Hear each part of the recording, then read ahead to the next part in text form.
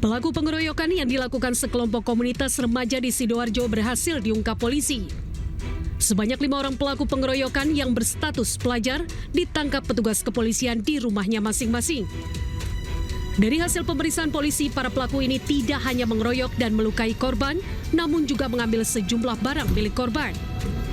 Sementara dalam melakukan aksinya, para pelaku ini bersama rekannya melakukan konvoi keliling kota dan langsung menyerang korbannya yang dinilai merugikan dan menghina pelaku.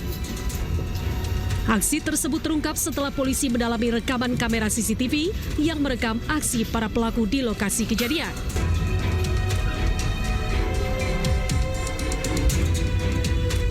Di Padang, Sumatera Barat, seorang wanita muda berinisial B harus berurusan dengan hukum setelah diduga melakukan pencurian uang dari toko tempatnya bekerja. Pelaku diamankan usai dilaporkan pemilik toko yang mencurigai adanya kejanggalan dalam proses keuangan. Pemilik toko curiga setelah menemukan selisih antara laporan keuangan dan uang tunai yang ada di meja kasir. Kecurigaan tersebut mendorong dilakukannya pemeriksaan internal serta pengecekan rekaman CCTV. Hasilnya terekam aktivitas pelaku yang mengambil uang dari laci kasir tanpa izin.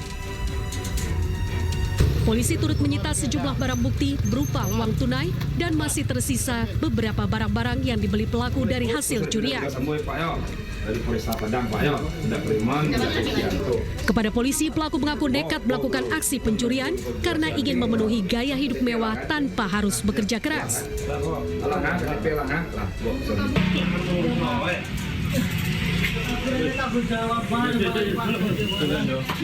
Upaya pengejaran dan penangkapan pelaku pencurian kendaraan bermotor terus dilakukan.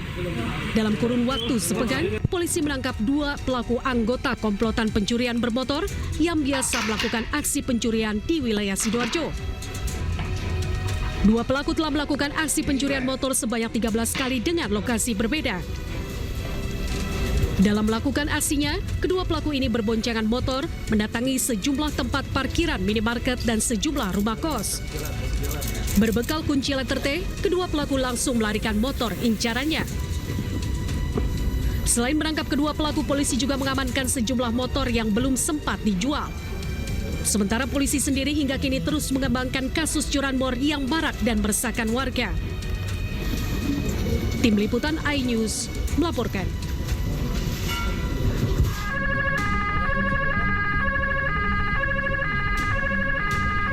Beginilah kondisi 2 mobil minibus di mana salah satunya adalah kendaraan Kapolres Goa. Usai terlibat kecelakaan di Jalan Poros Tanetea, Desa Bontosunggu, Kecamatan Bajeng, Kabupaten Goa, Sulawesi Selatan. Kerasnya tabrakan membuat bagian depan kedua minibus ringsek. Beruntung tak ada korban jiwa maupun luka akibat kejadian ini. Minibus merah tiba-tiba menabrak mobil Kapolres karena mengambil jalur berlawanan arah. Usai kecelakaan, pengemudi minibus diamankan petugas untuk dimintai keterangan. Diketahui pengemudi minibus yang menabrak mobil Kapolres ini berusia 18 tahun dan dalam keadaan mengantuk saat peristiwa terjadi. Ketika tadi kami lagi jalan di jalur yang memang jalurnya, kemudian ada salah satu driver pengendara mobil minibus warna merah dari lawan arah, kemudian langsung menabrak mobil kami. Tapi alhamdulillah dari driver yang memang menabrak mobil kami pun dalam kondisi sehat, ya tidak terjadi luka parah. Untuk menghindari kemacetan, mobil minibus Kapolres Goa dan minibus merah ini langsung dievakuasi petugas ke tepi jalan. Dari Kabupaten Goa, Sulawesi Selatan, Bukma iNews melaporkan.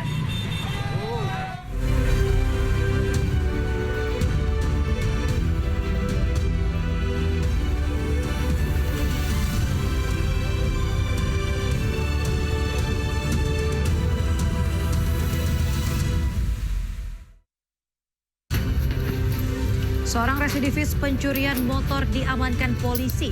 Pelaku beraksi di 15 lokasi berbeda.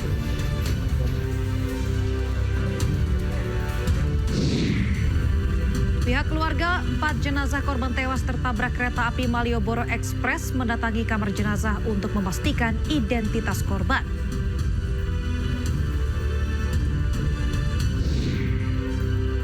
Pemerintah buka suara perihal nama Menteri Koperasi Budi Aris Setiadi yang terseret dalam persidangan kasus mafia akses judi online di Indonesia.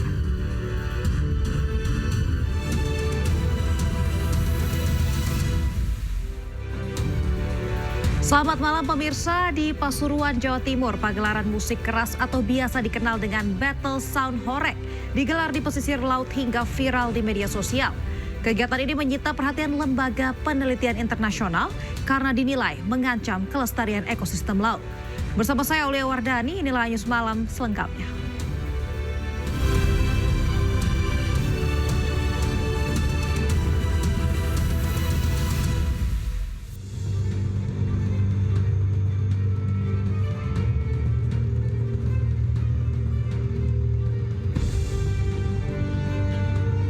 Video amatir warga memperlihatkan kegiatan Battle Sound Horeg yang dilakukan di wilayah pesisir Pasir Panjang, Kecamatan Lekok, Kabupaten Pasuruan, Jawa Timur. Ada lebih dari 100 orang yang didominasi anak muda, jingkrak-jingkrak di dalam perahu layar motor, merasa terhibur dengan Battle Sound Horeg. Video ini bahkan diunggah di Facebook dan beredar luas di masyarakat. Sebagian masyarakat menilai kegiatan ini berbahaya dan bisa merusak ekosistem laut. Lembaga Peneliti Kelautan Amerika Serikat, National Oceanic and Atmospheric atau NOAA, bahkan menyebutkan kebisingan musik ekstrim dapat mengganggu komunikasi lumba-lumba dan paus. Memang sudah jelas kalau memang sound tersebut kalau di darat sendiri sudah dilarang, dan mungkin Dinas Perikanan atau pemerintah yang terkait koordinasi antar instansi untuk pelarangan di laut sendiri. Itu kegiatannya itu kapan itu? Setelah Hari Raya Lebaran. Getaran dari musik bertekanan tinggi juga dinilai berpotensi merusak terumbu karang yang menjadi habitat ribuan spesies laut. Kedepannya, polisi akan berkoordinasi dengan pihak terkait untuk melarang Battle Sound Horeg di laut. Dari Pasuruan, Jawa Timur, Jaka Samudra, iNews melaporkan.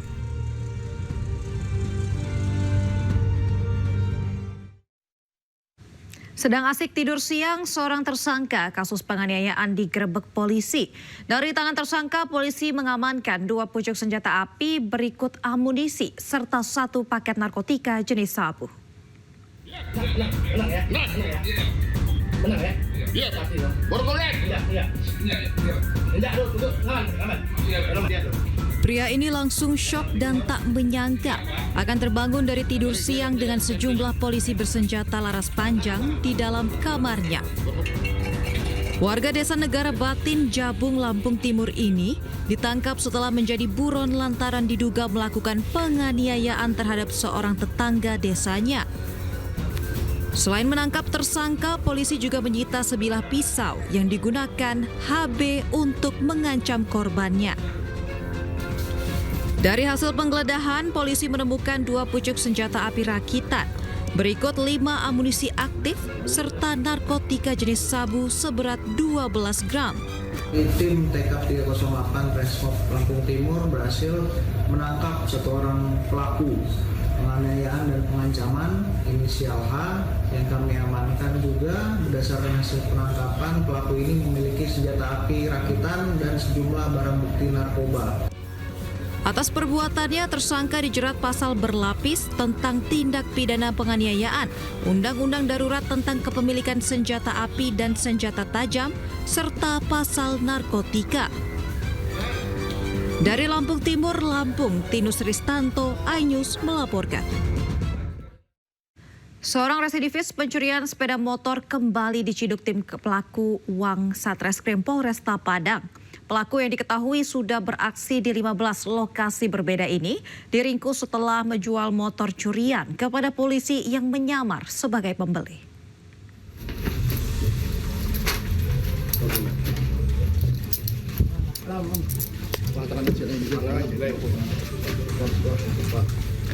Tim Klewang Satreskrim Polresta Padang bergerak cepat menuju sebuah rumah kontrakan di kawasan Bandar Buat, Kota Padang. Di tempat inilah seorang residivis curanmor diketahui bersembunyi dan tersangka akhirnya diciduk usai menjual motor hasil curian kepada anggota polisi yang menyamar sebagai pembeli. Kepada polisi, pelaku mengaku telah melakukan pencurian motor di 15 lokasi berbeda. Aksi nekat ini dilakukan karena pelaku mengaku kecanduan narkoba. Dari tangan pelaku, polisi menyita 1 unit sepeda motor curian yang baru saja diambil pelaku dari sebuah perumahan di kawasan Gadut, Lubuk Kilangan. Motor curian rencananya akan dijual melalui situs jual beli di media sosial dengan harga 1 hingga 2 juta rupiah. Begitu sampai di lokasi, kita langsung melakukan pengepungan terhadap tempat rumah yang diduga tempat si pelaku yang akan bertransaksi, dan alhamdulillah si pelaku sedang duduk santai di dalam rumah tersebut dan bisa kita amankan. Setelah kita amankan, kita menginterogasi dan sementara si pelaku mencoba untuk berkilah, tapi setelah kita sampaikan untuk bahan yang kita dapatkan, ternyata si pelaku langsung tidak berkutik dan si pelaku langsung berkata jujur bahwa memang si pelaku memang telah melakukan pencurian kendaraan bermotor tersebut. Kini tersangka harus kembali berurusan dengan hukum dan dijerat dengan pasal 365 KUHP tentang pencurian dengan kekerasan dengan ancaman hukuman lebih dari 9 tahun penjara. Dari Padang, Sumatera Barat, Budi Sunandar, iNews melaporkan. Memasuki hari ketiga bencana banjir yang merendam Desa Sukorejo, Grobogan, Jawa Tengah, ratusan warga masih enggan mengungsi dan bertahan di rumah mereka. Petugas TNI dan Polri terpaksa mendistribusikan makanan dari rumah ke rumah dengan menggunakan perahu karet.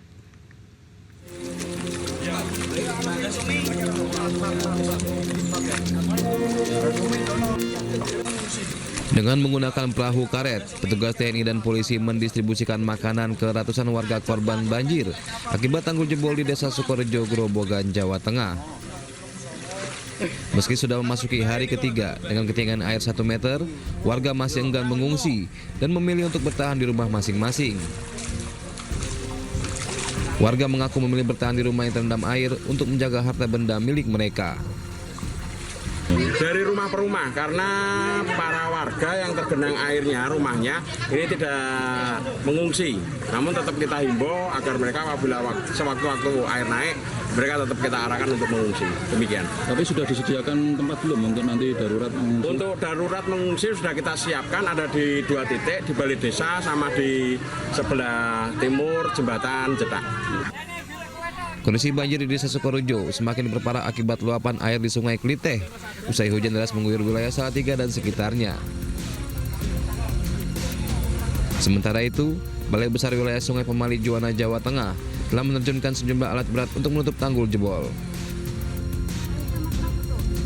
Dari Grobogan, Jawa Tengah, Rustaman Nusantara, iNews melaporkan.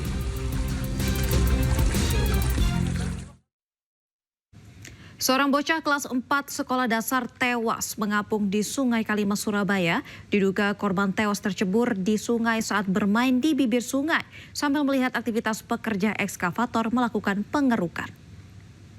Awas ke dalam sana tuh, Pak.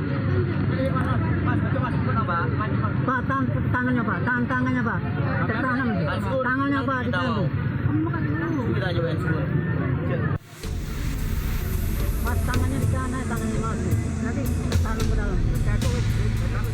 Warga Kalimas Barat, Surabaya, Jawa Timur pada Senin siang digegerkan dengan penemuan mayat bocah berusia 10 tahun yang mengapung di sungai. Menurut saksi mata, korban sebelumnya sempat bermain di sungai bersama kedua temannya, namun kedua temannya itu pulang. Orang tua korban sempat melaporkan kehilangan anak di Mapolres Pelabuhan Tanjung Perak, Surabaya. 3 orang. Terus sorenya kembali lagi 1 orang, anak itu sendirian. Itu cari ikan atau gimana? Nggak tahu, ngelempar apa itu namanya? Batu itu apa? Lumpur itu dibuletin dilempar ke sungai gitu. Terus tiba-tiba ya mungkin nggak pulang, mungkin jatuh ya, nggak ada yang tahu pas jatuh. Setelah dilakukan olah TKP oleh tim Inafis Polres Pelabuhan Tanjung Perak, Surabaya, jenazah kemudian dibawa ke Rumah Sakit Dr. Sutomo. Dari Surabaya, Jawa Timur, Nur Syafei, iNews melaporkan. Anda kembali di iNews Malam. Selama 2 jam, sebuah tebing di Desa Nagrek Kendan, Kabupaten Bandung longsor dan menimpa bangunan. Dalam peristiwa ini sebanyak 3 orang langsung dievakuasi ke rumah sakit terdekat.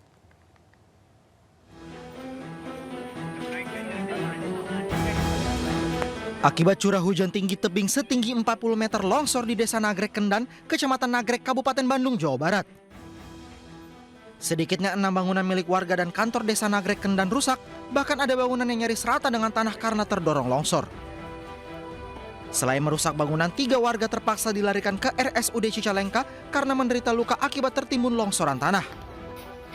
Salah seorang warga korban longsor, Tarmuji, berharap adanya bantuan dari pemerintah setempat guna meringankan beban warga korban longsor.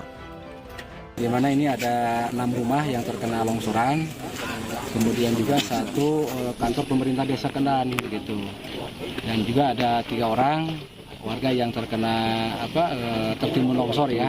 Walaupun memang itu masih bisa dievakuasi, tadi malam juga langsung dilakukan perawatan ya di rumah sakit RSUD Cicalengka begitu. Dan alhamdulillah tadi malam pun 2 orang sudah pulang kembali ke rumahnya dan 1 orang masih dalam perawatan dokter di RSUD begitu.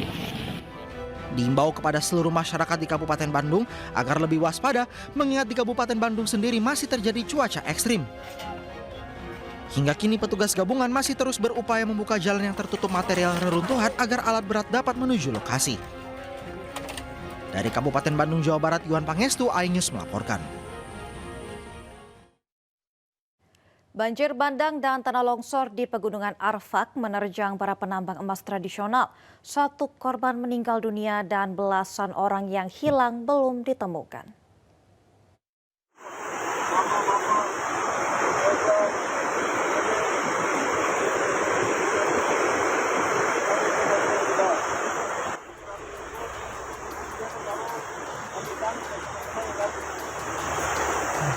Banjir bandang dan tanah longsor menerjang Kampung Jim, Distrik Catubo, Kabupaten Pegunungan Arfak, Papua Barat. Shalom, selamat pagi. Bencana ini menewaskan seorang pria bernama Harun Meidotga, 22 tahun. Sementara itu, 19 orang lainnya hingga hari ini masih dinyatakan hilang. Sedangkan 4 korban luka-luka sedang dirawat di puskesmas.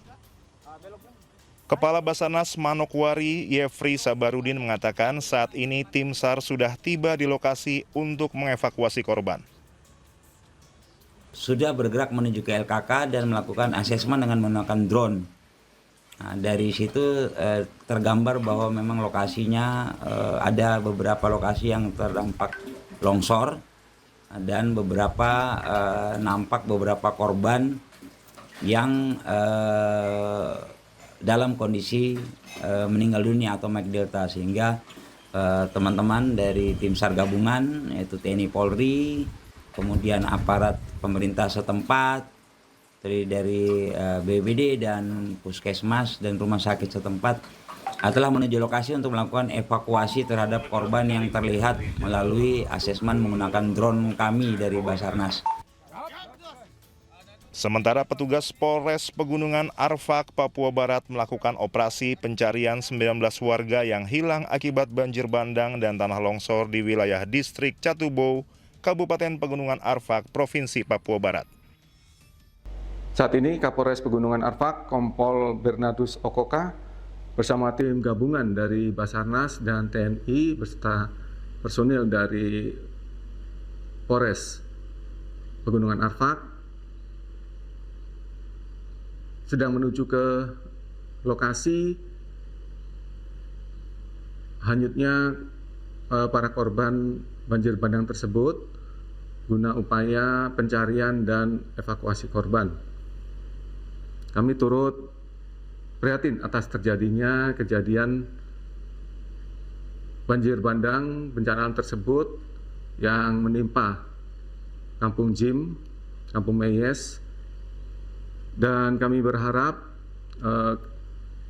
masyarakat bisa turut membantu proses pencarian dan evakuasi. Banjir bandang dan tanah longsor yang terjadi di Kampung Jim, Distrik Catubo, Kabupaten Pegunungan Arfak disebabkan curah hujan yang tinggi sejak 4 hari terakhir. Lokasi longsor merupakan daerah tambang emas ilegal. Dari Pegunungan Arfak, Papua Barat, Chandri Suripati Anyus melaporkan. 4 orang tewas dan 4 lainnya luka berat akibat kecelakaan yang terjadi antara kereta api dan sejumlah kendaraan di Magetan, Jawa Timur. Hingga kini polisi masih selidiki penyebab kecelakaan tersebut. Korban laka depan perlintasan rel kereta api Barat. Kecelakaan maut kereta api terjadi di perlintasan Sebidang, Magetan, Jawa Timur. Akibat kecelakaan ini, 4 orang meninggal dunia, sementara 4 orang lainnya mengalami luka berat dan saat ini dirawat di RSUD Dr. Saidiman, Magetan.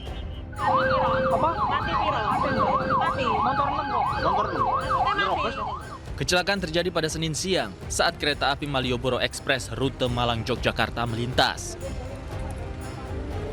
Pada saat bersamaan, palang pintu terbuka, kemudian sejumlah kendaraan melewati perlintasan tanpa mengetahui ada kereta yang lewat. Akibatnya 7 kendaraan tertabrak dan terpental sejauh puluhan meter. Kronologi kejadian ternyata ada 2 kereta api, yang satu sudah lewat. Ternyata kereta api satunya masih posisi di jalan, palang pintu sudah dibuka. Akhirnya 8 motor ketabrak semua, tidak bisa menghindar. Diakibatkan kesalahan adalah di palang pintu kereta api yang dibuka akibat miskomunikasi 2 jalur kereta api. Saat ini seluruh korban meninggal dunia telah dievakuasi ke RSUD Dr. Saidiman. Sementara kasus ini kini ditangani oleh Polres Magetan. Dari Magetan, Jawa Timur, Tim Liputan iNews melaporkan.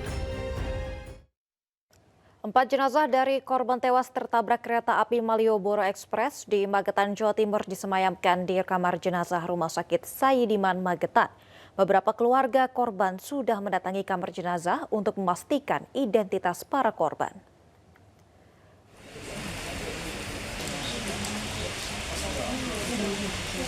Empat korban tewas tersebut adalah Totok Herwanto, berusia 52 tahun, warga Madiun.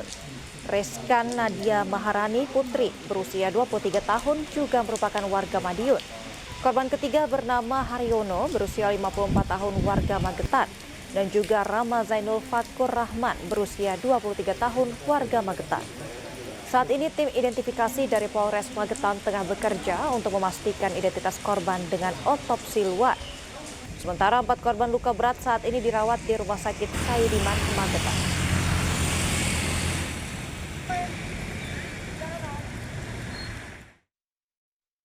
Sementara itu, pengamat transportasi Joko Setiowarno menilai bahwa kecepatan kereta api semakin hari semakin cepat, sehingga pengguna jalan pun diimbau tetap awas saat melintas di perlintasan baik yang dijaga dengan palang pintu maupun tidak. Perjalanan kereta api, terutama kecepatan kereta api itu makin cepat. Yang biasanya dulu, 3 tahun yang lalu itu maksimal 90 km per jam. Sekarang sudah menjadi 120 km per jam. Tentunya sebagai konsumen senang karena bisa lebih cepat. Namun di sisi lain ternyata kereta api di Indonesia menimbulkan persoalan yang lebih serius di perlintasan sebidang, terutama masalah perilaku pengguna jalan. Perlintasan sebidang ada yang dijaga dan ada yang tidak dijaga. Dijaga pun sebenarnya itu entah itu ada berupa ada orang dan sebagainya atau ada pintu perlintasan, tapi itu adalah sebenarnya alat bantu. Meskipun itu dalam kondisi kealpaan atau kehilapan lupa menutup dan sebagainya, lupa petugas sebagai tanggung jawabnya, itu kita sebagai pengguna jalan hendaknya harus berhati-hati, ya, berhati-hati untuk melintasi suatu perlintasan. Kondisi tidak dijaga pun, apalagi dijaga, ya, harus melihat kondisi perlintasan di tengok kanan, tengok kiri, sudah aman baru lewat. Jadi kita jangan mengandalkan penjaga perlintasan yang ada. Ada kembali di Anyus Malang, pemirsa. Pemerintah buka suara perihal nama Menteri Koperasi Budi Aris Setiadi yang terseret dalam persidangan kasus mafia akses judi online di Indonesia. Kepala Kantor Komunikasi Kepresidenan menyebut pemerintah menghormati proses hukum yang berjalan dan tak akan mengintervensi.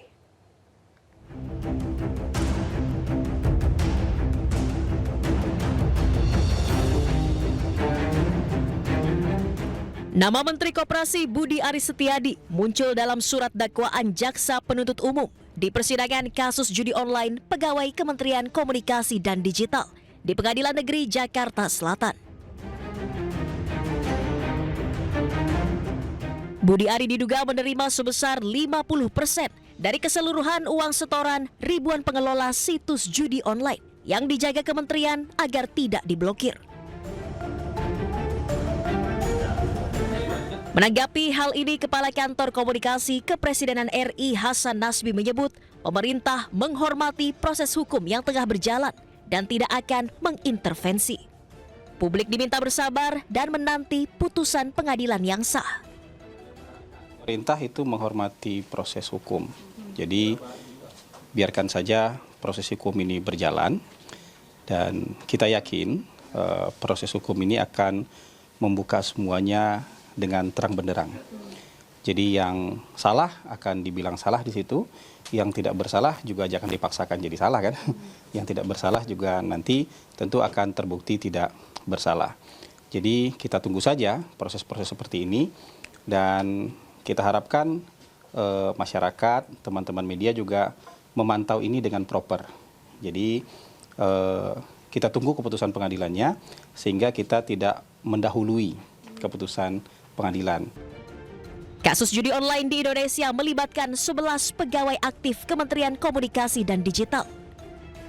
Sidang perdana perkara ini telah digelar pada Rabu 14 Mei 2025 lalu dengan agenda pembacaan dakwaan atas 4 terdakwa. Dalam kasus ini 4 orang masih dinyatakan buron dan dalam pengejaran pihak kepolisian. Tim Liputan iNews melaporkan.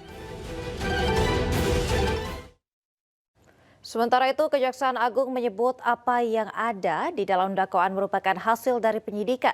Berikut keterangan lengkap Kapus Penkum Kejagung Harli Siregar. Majelis Hakim dalam memeriksa mengadili suatu perkara, ya, bagi perkara pidana tentu didasarkan pada surat dakwaan jaksa penuntut umum. Itu koridornya. Nah, jaksa penuntut umum dalam menyusun surat dakwaannya tentu berdasarkan fakta-fakta dalam berkas perkara. Itu ya, tidak boleh lari dari situ. Nah, berkas perkara disusun oleh penyidik berdasarkan bukti-bukti yang diperoleh dalam proses penyidikan. Itu dulu prinsipnya. Nah, tentu dalam kaitan perkara ini kan ada beberapa orang yang sudah statusnya menjadi terdakwa. Ya.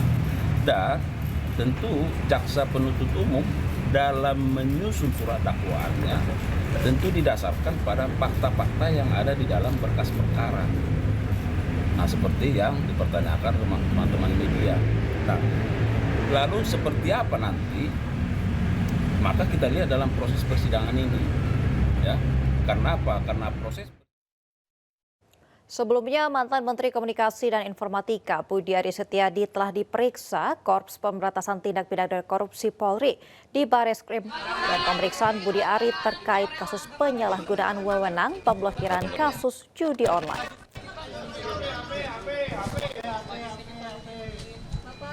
Pada Kamis 19 Desember 2024, Budi Ari pernah diperiksa Bareskrim Mabes Polri terkait judi online. Namun ia enggan menjawab terkait berapa pertanyaan yang diajukan penyidik kepadanya. Budi mengatakan ia wajib membantu polisi dalam pemberantasan kasus judi online di lingkungan Kementerian Komunikasi dan Digital. Bapak, satu lagi akan ada di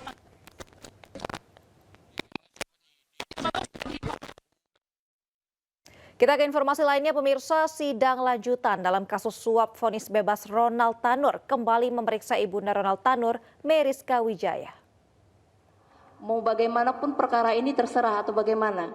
Saya tidak mengerti hukum, jadi saya juga mau nanya juga. Ibu Ronald Tanur, Meriska Wijaya, sempat menangis saat diperiksa di persidangan dan menyebut dirinya hanya terseret akibat Lisa Rahmat yang merupakan pengacara anaknya diduga memberikan suap agar Ronald Tanur mendapat vonis bebas.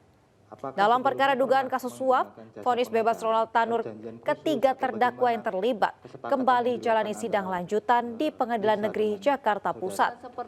Ketiga terdakwa ini yaitu Zarof Richard yang merupakan mantan pejabat Mahkamah Agung, Meriska Wijaya, Ibu Ronald Tanur, dan Lisa Rahmat, pengacara Ronald Tanur yang diperiksa secara terpisah. Terdakwa sebagai latar belakang pengusaha ya terhadap nilai kontrak yang saudara tanda tangani ya dengan Lisa sebagai kuasa berapa tadi 1,5 ya atau 2,5 1,5 M. Menurut terdakwa itu sudah pantas nilainya atau terlalu murah atau terlalu mahal? Saya sempat bertanya ke teman-teman saya, kata teman saya memang segitu harganya. Jadi saya juga nggak pernah pakai pengacara, jadi saya ya pikir ya sudahlah nggak apa-apa, memang segitu harganya. Oke, itu untuk tingkat pertama saja atau sampai ke tingkat selanjutnya? Misalnya banding, kasasi jika tidak, waktu itu Lisa cuma bilang sampai selesai, sampai inkra. Merasa bersalah atau tidak dalam kasus ini? Saya tidak bersalah karena saya tidak pernah melakukan apa-apa, Yang Mulia. Jadi saudara tidak merasa bersalah? Tidak, saya tidak melakukan apa-apa. Saya justru sebagai korban di sini, Mang Mulia, karena saya tidak pernah tahu apapun yang dilakukan oleh pengacara anak saya. Mantan Ketua Pengadilan Negeri Surabaya Rudi Suparmono menjalani sidang perdana di Pengadilan Sidang Tipikor Jakarta. Sidang beragendakan pembacaan dakwaan.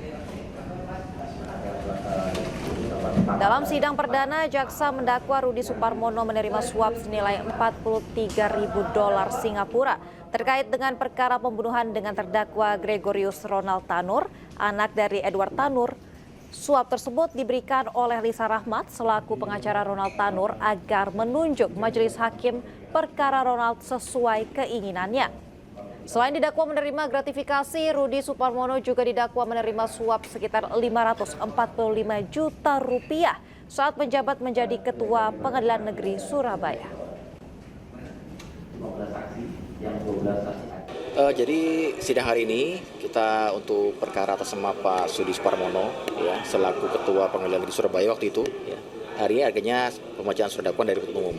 Ya, sebagaimana tadi juga kita saksikan bersama, dakwaan penuntut umum berbentuk kombinasi, yaitu alternatif dan kumulatif. Ya, ada 4 pasal alternatif di dakwaan ke-1, dan itu sama sebagai penyamaran negara, dan pasal 12 bis dalam hal penerimaan gratifikasi. Ya. Anda kembali di News Malam, pemirsa. Gubernur Jawa Barat Deddy Mulyadi mendatangi Gedung Merah Putih Komisi Pemberantasan Korupsi di Kuningan, Jakarta Selatan, Senin pagi. Kedatangannya untuk meminta pengawasan dari KPK terkait efisiensi anggaran belanja pemerintah Provinsi Jawa Barat. Deddy Mulyadi atau biasa disapa KDM, Gubernur Jawa Barat datang ke gedung KPK di kawasan Kuningan, Jakarta Selatan, Senin pagi. Bukan terjerat kasus korupsi, melainkan dirinya memohon agar KPK turut mengawasi upaya efisiensi anggaran pemerintah daerah yang akan dilaksanakannya. Anggaran yang dinilai tidak prioritas seperti perjalanan dinas akan dialihkan untuk pembangunan infrastruktur dan peningkatan layanan publik yang langsung dirasakan masyarakat. Pihak KPK pun mengapresiasi kedatangan KDM. Anggaran daerah Jawa Barat yang mencapai 5 triliun rupiah diupayakan lebih tepat sasaran. Efisiensi diharapkan dapat diawasi ketat dari lembaga anti rasuah. Langkah ini diharapkan mampu memberikan dampak langsung bagi kualitas layanan publik dan kesejahteraan warga Jawa Barat.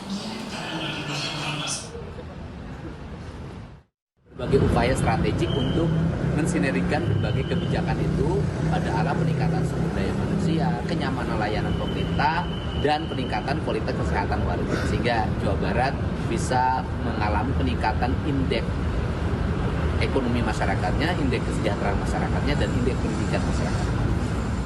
Ini lagi merupakan suatu langkah strategi yang kami apresiasi, dan kami berharap bahwa apa yang menjadi ide gagasan improvisasi dari Pak Gubernur Jawa Barat ini betul-betul membuat langkah perubahan dan kemanfaatan yang real kepada masyarakat Jawa Barat. Menteri Dalam Negeri Tito Karnavian memuji Gubernur Jawa Barat Deddy Mulyadi bahwa Jawa Barat berhasil mengendalikan harga barang dan jasa di daerahnya. Namun karena jumlah penduduk yang besar, Jawa Barat juga menyumbang angka kemiskinan yang tinggi. Menurut Tito, salah satu provinsi penyumbang angka kemiskinan tertinggi adalah Jawa Barat. Tito menambahkan meski pertumbuhan ekonomi di beberapa daerah yang ada di Jawa Barat cukup tinggi, namun tidak paralel dengan tingkat kemiskinannya.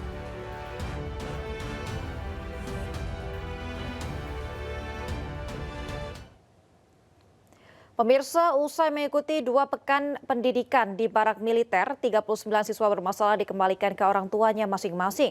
Tangis haru pun pecah dari para orang tua saat melihat perubahan sikap anak-anak mereka.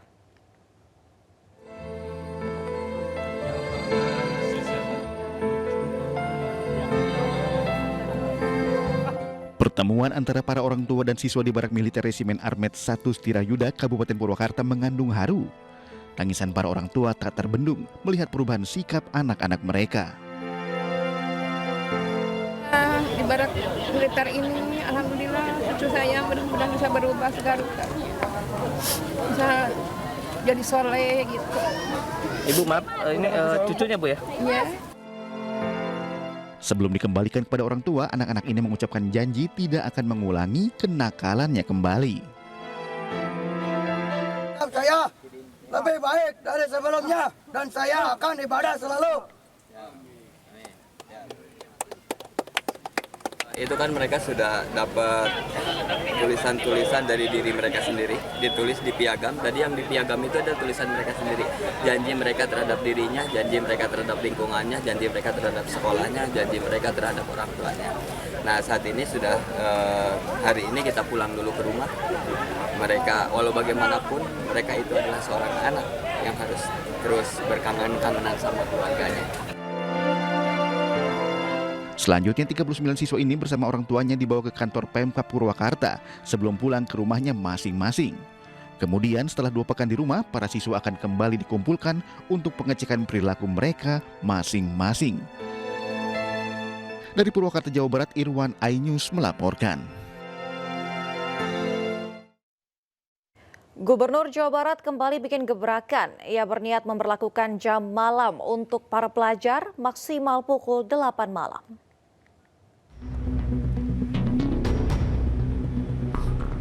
Lagi-lagi, Deddy Mulyadi bikin gebrakan. Gubernur Jawa Barat ini mengklaim akan menyiapkan aturan pembatasan jam malam bagi pelajar yang berlaku khusus pada hari sekolah. Alasan penerapan aturan jam malam ini karena bagian dari upaya pengawasan ketat terhadap potensi penyalahgunaan narkoba dan minuman keras. Dalam aturan pembatasan jam malam ini, Deddy akan menetapkan batas maksimal pelajar berada di luar rumah adalah pukul 20 malam. Ia juga berharap di atas jam 8 malam tidak ada lagi pelajar yang berkeliaran atau nongkrong di luar rumah. Lakukan pengetatan pengawasan terhadap anak-anak sekolah sehingga nanti di jam-jam tertentu mungkin saya akan memberlakukan pada hari-hari belajar itu tidak boleh lagi nongkrong di atas jam 8 misalnya. Karena kan mereka harus di rumah. Karena ketika di luar itu godaannya terlalu banyak sehingga hari ini saya juga bersyukur di berbagai tempat mengalami penurunan, anak-anak mulai bersekolah dengan baik, tawuran mulai menurun, kemudian juga anak-anak sudah senang berjalan kaki. Ini kan sebuah sinyal bahwa seluruh kebijakan akan berjalan manakala dilakukan secara sinergi. Selain kebijakan jam malam, Deddy Mulyadi juga melarang pelajar memakai motor ke sekolah jika belum memiliki surat izin mengemudi. Dari Bandung, Jawa Barat, Ervan David, iNews melaporkan. Polisi memeriksa 7 orang saksi termasuk kedua orang tua korban dalam kasus tewasnya 2 bocah kakak beradik sambil berpelukan di area perkebunan Pekon Raja Pesisir Barat, Lampung. Rencananya polisi juga akan menggelar olah TKP ulang untuk mengungkap identitas pelaku.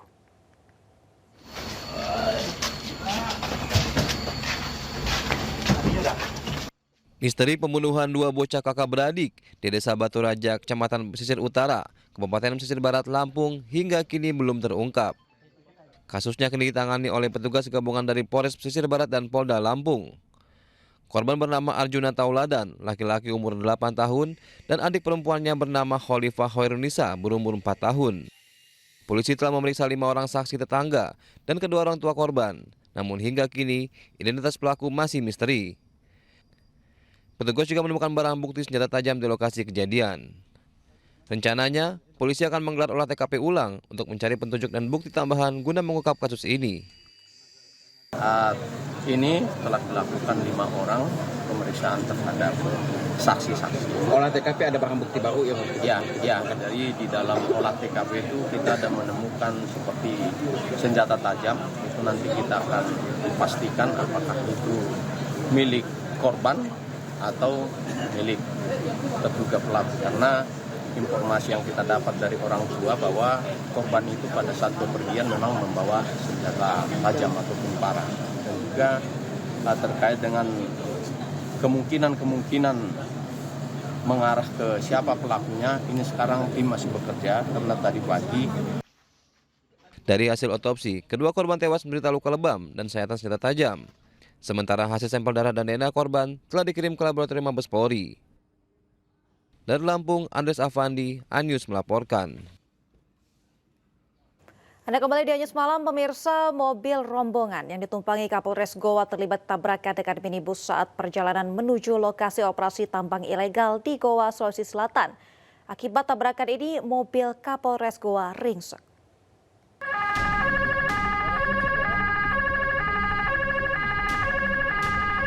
Beginilah kondisi dua mobil minibus di mana salah satunya adalah kendaraan Kapolres Goa. Usai terlibat kecelakaan di Jalan Poros Tanetea, Desa Bontosunggu, Kecamatan Bajeng, Kabupaten Goa, Sulawesi Selatan. Kerasnya tabrakan membuat bagian depan kedua minibus ringsek. Beruntung tak ada korban jiwa maupun luka akibat kejadian ini. Minibus merah tiba-tiba menabrak mobil Kapolres karena mengambil jalur berlawanan arah. Usai kecelakaan, pengemudi minibus diamankan petugas untuk dimintai keterangan. Diketahui pengemudi minibus yang menabrak mobil Kapolres ini berusia 18 tahun dan dalam keadaan mengantuk saat peristiwa terjadi. Ketika tadi kami lagi jalan di jalur yang memang jalurnya, kemudian ada salah satu driver pengendara mobil minibus warna merah dari lawan arah, kemudian langsung menabrak mobil kami. Tapi alhamdulillah dari driver yang memang menabrak mobil kami pun dalam kondisi sehat, ya tidak terjadi luka yang memang luka parah. Untuk menghindari kemacetan, mobil minibus Kapolres Goa dan minibus merah ini langsung dievakuasi petugas ke tepi jalan. Dari Kabupaten Goa, Sulawesi Selatan, Bugma Ainus melaporkan. Sedang asik tidur siang, seorang tersangka kasus penganiayaan digerebek polisi. Dari tangan tersangka, polisi mengamankan 2 pucuk senjata api berikut amunisi serta 1 paket narkotika jenis sabu. Benar ya? Iya. Baru komplek. Iya. Enggak, duduk. Pria ini langsung syok dan tak menyangka akan terbangun dari tidur siang dengan sejumlah polisi bersenjata laras panjang di dalam kamarnya. Warga Desa Negara Batin, Jabung, Lampung Timur ini ditangkap setelah menjadi buron lantaran diduga melakukan penganiayaan terhadap seorang tetangga desanya. Selain menangkap tersangka, polisi juga menyita sebilah pisau yang digunakan HB untuk mengancam korbannya.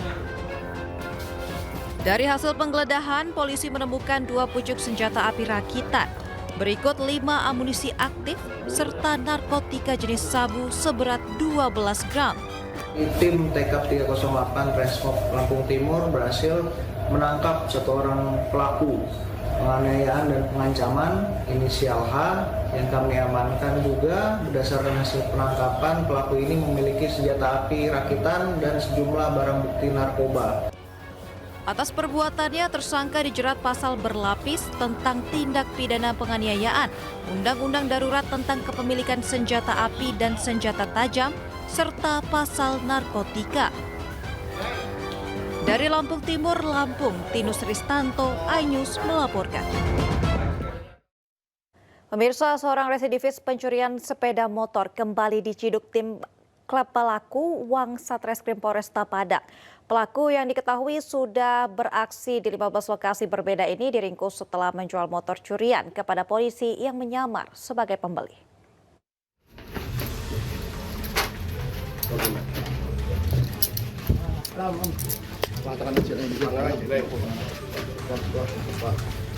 Tim Klewang Satreskrim Polresta Padang bergerak cepat menuju sebuah rumah kontrakan di kawasan Bandar Buat, Kota Padang.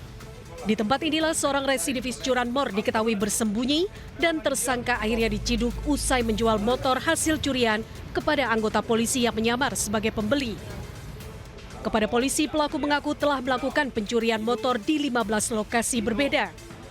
Aksi nekat ini dilakukan karena pelaku mengaku kecanduan narkoba. Dari tangan pelaku, polisi menyita 1 unit sepeda motor curian yang baru saja diambil pelaku dari sebuah perumahan di kawasan Gadut, Lubuk Kilangan.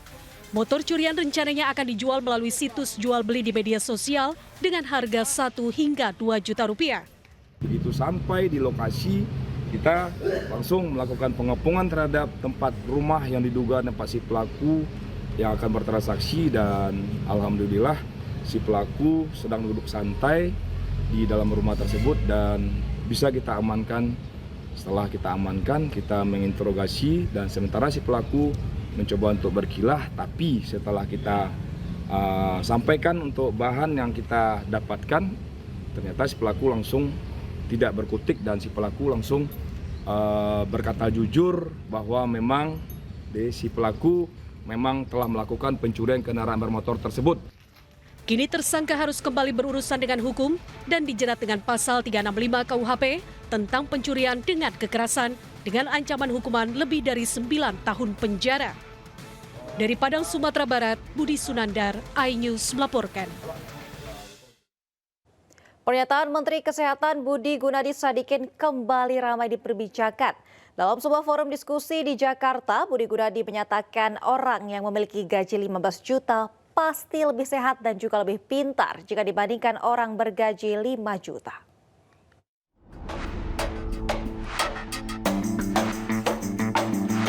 Menteri Kesehatan Budi Gunadi Sadikin mengatakan kemajuan negara dapat dilihat dari tingkat kesehatan dan kepintaran masyarakatnya. Untuk mencapai hal tersebut, ia menyebut masyarakat perlu bergaji setidaknya 15 juta rupiah per bulan. Menurut Budi, besaran gaji dapat menjadi tolak ukur kepintaran dan kesehatan seseorang. Menurut saya sih cuma 2. Apa sih bedanya orang yang gaji 15 juta sama 5 juta? Cuma 2. Satu, 15 juta pasti lebih sehat dan lebih pintar. Kalau dia nggak sehat dan nggak pintar, nggak mungkin gaji 15 juta. Pasti gajinya 5 juta. Kalau dia pintar aja tapi nggak sehat, sama juga. Kalau dia sehat tapi nggak pintar, sama juga. Jadi harus sehat dan pintar. Itu sebabnya Kementerian Pendidikan dan Kementerian Kesehatan memegang peran penting. Saat ini rata-rata pendapatan masyarakat Indonesia di angka 5 juta rupiah per bulan. Menurut Budi, Indonesia masih punya waktu sampai 2030 untuk bisa menaikkan gaji rata-rata pekerja di angka 15 juta rupiah per bulan. Sebab pada tahun itu Indonesia akan menikmati puncak bonus demografi. Sebelumnya, pernyataan Menkes Budi Gunadi Sadikin juga pernah viral di media sosial. Ia menyatakan laki-laki dengan celana jeans berukuran di atas 33 lebih cepat menghadap Allah Subhanahu wa Ta'ala. Tim Liputan iNews melaporkan. Guru Besar Fakultas Kedokteran Universitas Padjadjaran meminta Presiden Prabowo Subianto untuk mengevaluasi kinerja Menteri Kesehatan Budi Gunadi Sadikin. Menkes dinilai bertindak melampaui kewenangan sebagai pejabat negara karena membentuk kolegium versi pemerintah tanpa organisasi profesi dan universitas. Jika pemerintah mengubah rumah sakit pendidikan menjadi pusat produksi dan deregulasi kompetensi tanpa ruang akademik, maka profesi medis tidak lagi menjadi pilar peradaban, melainkan alat sistem kekuasaan dan pasar. Ini bukan hanya krisis kebijakan, melainkan krisis nilai. Oleh karenanya, kami menilai bahwa 1. Kementerian Kesehatan RI telah bertindak melebihi kewenangan yang semestinya melekat pada jabatan sebagai pejabat negara yang menyelenggarakan urusan pemerintahan di bidang kesehatan.